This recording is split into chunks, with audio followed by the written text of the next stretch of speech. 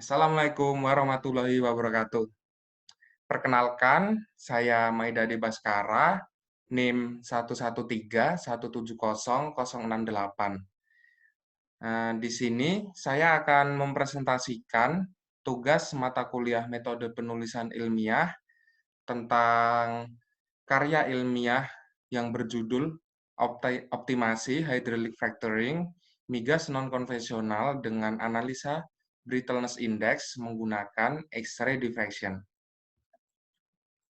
Nah, kali ini outline yang akan saya angkat, yang pertama ada pendahuluan, yang diikuti dengan metodologi, tinjauan pustaka, analisa data, pembahasan, dan juga kesimpulan.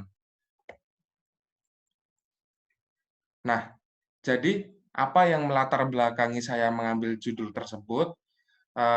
Karena untuk menghadapi tantangan ketahanan energi Indonesia di masa depan, itu salah satu langkah konkretnya dengan cara mengembangkan produksi migas yang awalnya konvensional ke arah non-konvensional. Mengingat sumur-sumur di Indonesia ini sudah termasuk tergolong ke sumur-sumur yang sudah tua. Nah, jadi kita harus mengambil opsi lain, salah satunya dengan mengembangkan produksi migas non-konvensional. Kemudian untuk salah satu perbedaan antara reservoir konvensional dan non-konvensional itu terletak pada permeabilitasnya.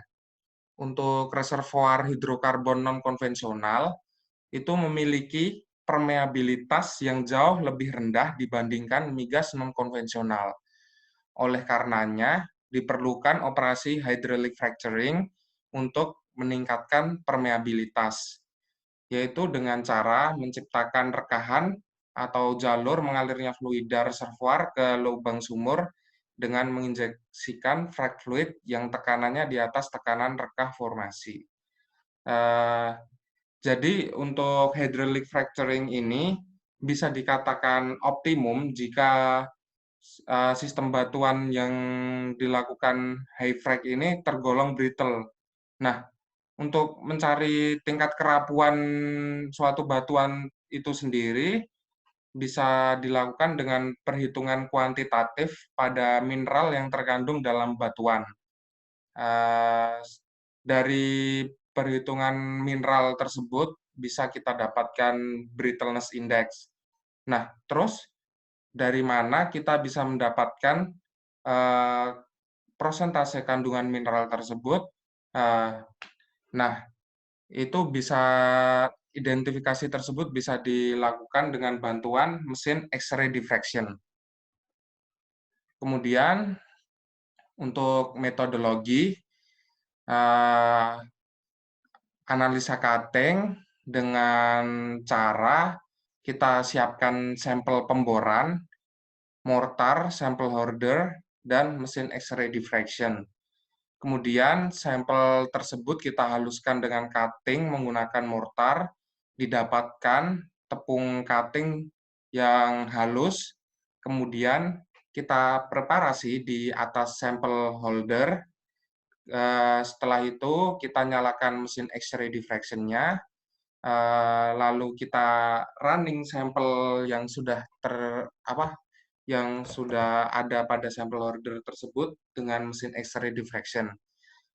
Outputnya itu nanti bakal didapatkan tabulasi angka berupa data raw mentah yang kita olah menggunakan Excel, kemudian kita dapatkan grafik penembakan yang berupa peak puncak mineralnya nanti bisa diketahui dari peak tersebut.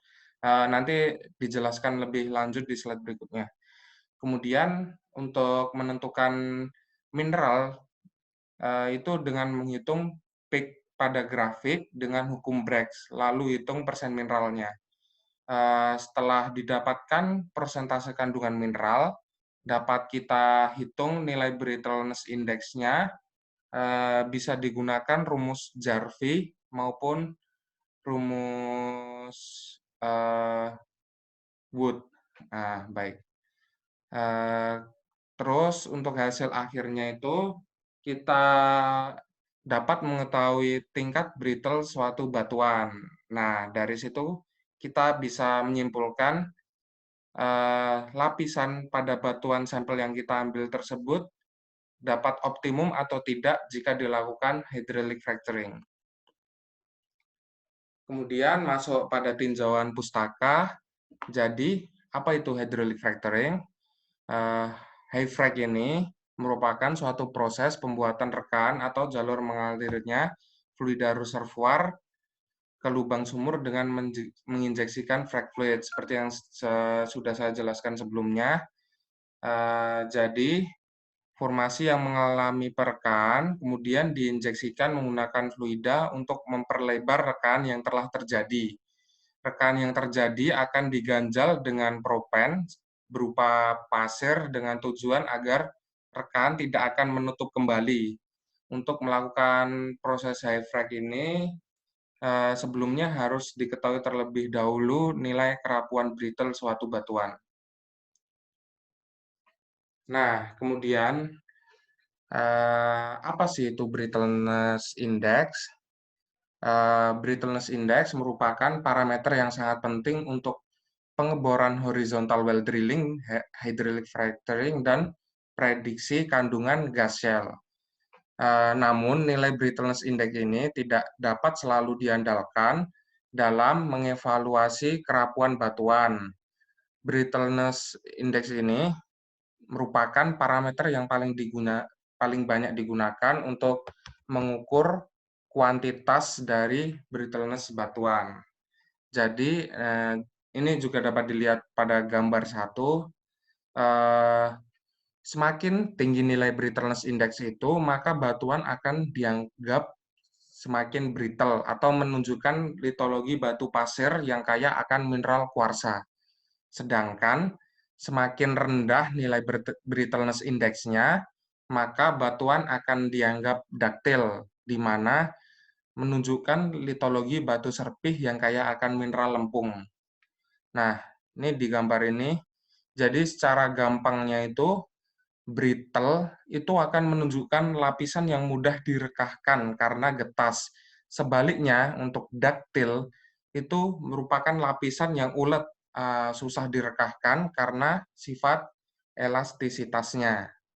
Nah, kemudian nilai brittleness index sendiri dapat dihitung dengan Jarvie. Maaf, ternyata bukan Woods, salah sebut pada saat slide metodologi tadi. Yang benar itu Wang and Gell. Nah, untuk metode mana yang akan digunakan itu tergantung kandungan mineral yang ada pada sampel batuan tersebut. Lebih akuratnya sebenarnya digunakan Wang and Gell karena pembanding volume kuarsanya itu lebih banyak, jadi akan didapatkan hasil yang lebih akurat. Kemudian, apa itu X-ray diffraction? X-ray diffraction merupakan teknik yang digunakan untuk mengidentifikasi fasa kristalin dalam material dengan cara menentukan parameter struktur kisi serta untuk mendapatkan ukuran partikel. Nah, karakterisasi menggunakan metode diffraksi merupakan metode analisa yang penting untuk menganalisa suatu kristal. Jadi, apabila suatu bahan dikenai sinar X, maka intensitas sinar X yang akan ditransmisikan lebih kecil dari intensitas sinar datang. Hal ini disebabkan adanya penyerapan oleh bahan dan juga penghamburan oleh atom-atom dalam material tersebut. Jadi, ini dilihat di gambar, itu merupakan difraksi sinar X oleh atom-atom pada bidang material. Nah, jadi berkas sinar X ini yang dihantarkan ada yang saling menghilangkan dan saling menguatkan. Saling menghilangkan itu dikarenakan fasanya berbeda. Kemudian untuk yang saling menguatkan itu dikarenakan fasanya sama. Nah, jadi berkas sinar X yang saling menguatkan itu disebut sebagai berkas difraksi. Kemudian untuk mengetahui despacing atau jarak kisi dari hasil running XRD tadi, itu digunakan hukum Braggs. Dirumuskan seperti berikut,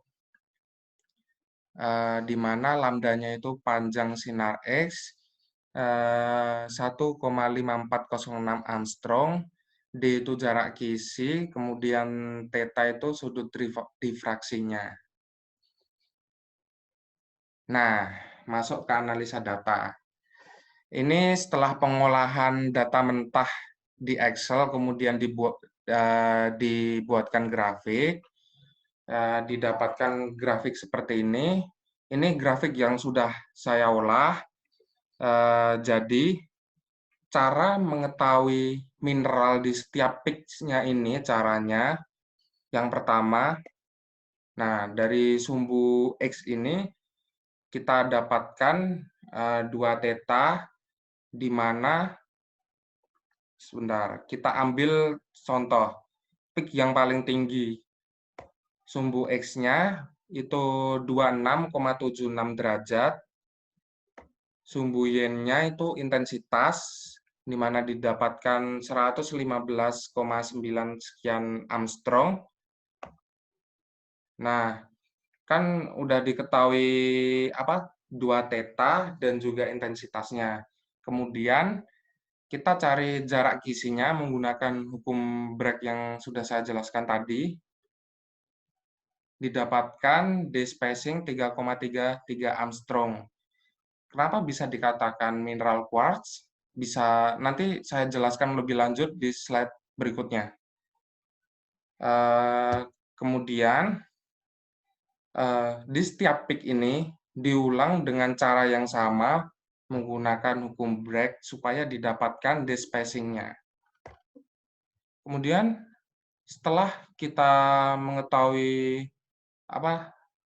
identifikasi mineral dari setiap peak, kita dapat menentukan kandungan persentase mineral dari setiap mineral tersebut. Di sini intensitas dari mineral kuarsa baru kita gunakan. Nah, jadi untuk mengetahui persen mineral quartz, itu rumusnya intensitas quartz dibagi semua intensitas mineral yang teridentifikasi. Untuk sampel pada kedalaman 518 sampai 520 ini didapatkan mineral seperti quartz, clay, kaliophyllite, apatite, pyrite, silimanite. Nah, disayangkannya di pembacaan ini tidak didapatkan mineral kalsit dan juga dolomit. Berarti ini memang kaya akan kuarsa. Dapat dilihat dari peak-nya tadi kan kuarsa emang paling tinggi, paling mendominasi. Secara tidak langsung bisa saya simpulkan sampel pada kedalaman 518 sampai 520 ini bisa kita anggap brittle. Namun untuk mengkuantifikasi lebih lanjut nanti ada perhitungan brittleness index-nya. Ini untuk sebentar. Nah, tadi kan saya bilang kenapa bisa disebut mineral kuarsa. Nah, saya mengambil referensi dari website Handbook of Mineralogy.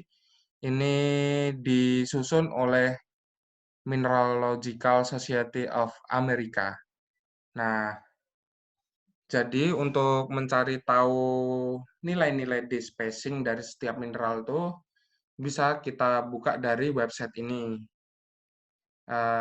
Pertama kita tekan find all PDF. Nah, di situ tuh ada sekitar 4.500 mineral yang sedikit kita ketahui dan banyak mineral lain yang sangat awam. Namun kita akan mengambil mineral-mineral yang biasa teridentifikasi di sumur pemboran seperti kuarsa, kalsit, dolomit, ya seperti mineral-mineral tersebut. Kemudian kita kontrol fan untuk mencari kuarsa. Nah, setelah dicari, kita dapatkan seperti ini. Lalu, nah, nilai despacing-nya itu dari X-ray powder pattern-nya. Tadi kan didapatkan 3,33. Jadi ini itu kalau di sini 3,34, beda 0,01. Bisa saya katakan mineral kuarsa. Kenapa? Karena beberapa mineral pengikutnya juga terdapat di sini. Saya lihat lagi. Nah, ini kan kuarsa yang bisa kita hitung sebagai persen mineralnya nanti. Untuk mineral pengikutnya itu ada ini 4,25, 2,45, kemudian ini 1,81, ini 1,54, 1,37. Seperti di sini ada 4,25. Nah, jadi cara ini kita lakukan untuk semua peak. Namun karena jumlah mineral yang sangat banyak, kita harus mencari tahu terlebih dahulu mineral-mineral apa yang biasanya ada di sumur pemboran. Kemudian setelah kita cari, didapatkanlah hasil seperti ini. Ini tabulasi berupa persentase setiap mineral yang ada pada sampel tersebut. Setelah didapatkan persentase, kita hitung nilai brittleness index dengan menggunakan rumus Jarvie. Itu didapatkan brittleness index-nya sebesar 67,44%. Kemudian masuk ke pembahasan, dari analisa yang sudah saya lakukan kan didapatkan nilai brittleness index sebesar 67,44%. Nah, diketahui bahwa nilai tersebut dapat disimpulkan jika termasuk batuan yang bersifat brittle yang sangat baik. Nah, pada lapisan dengan nilai brittleness index yang sangat baik, dimungkinkan untuk dilaksanakan hydraulic fracturing untuk mengupayakan peningkatan produksi pada sumur. Jadi, pada lapisan kedalaman 518 sampai 520, maaf, ini dalam meter, dapat dilakukan stimulasi untuk merangsang sumur dengan cara hydraulic fracturing. Ini tujuannya untuk perbaikan terhadap sumur untuk meningkatkan jalannya aliran fluida. Kemudian kesimpulan yang bisa saya ambil dari grafik yang didapatkan tadi kan bisa secara kualitatif dan kuantitatif. Untuk yang pertama itu secara kualitatif dapat dilihat bahwa batuan tersebut dapat dikatakan brittle jika memiliki kandungan kuarsa yang tinggi. Tadi kan dapat dilihat bahwa peak kuarsanya sangat tinggi, jadi bisa saya simpulkan bahwa sampel batuan tersebut tuh termasuk brittle. Kemudian yang kedua, didapatkan nilai brittleness index sebesar 67,44%.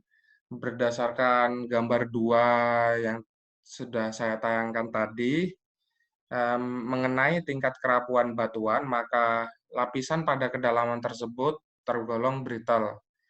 Kemudian kesimpulan yang ketiga, dengan nilai brittleness index yang baik, jadi lapisan pada kedalaman 518 sampai 520 meter ini dimungkinkan untuk dilaksanakan hydraulic fracturing untuk mengupayakan peningkatan produksi pada sumur.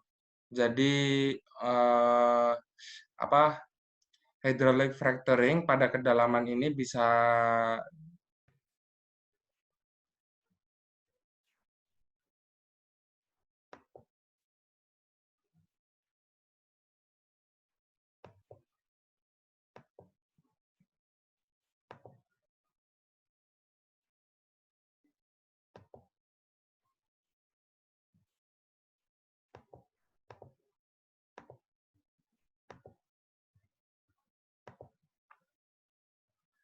Maaf, ada gangguan sinyal. Kemudian setelah kesimpulan, nah ini untuk daftar pustaka, beberapa referensi yang saya gunakan dapat dilihat di layar.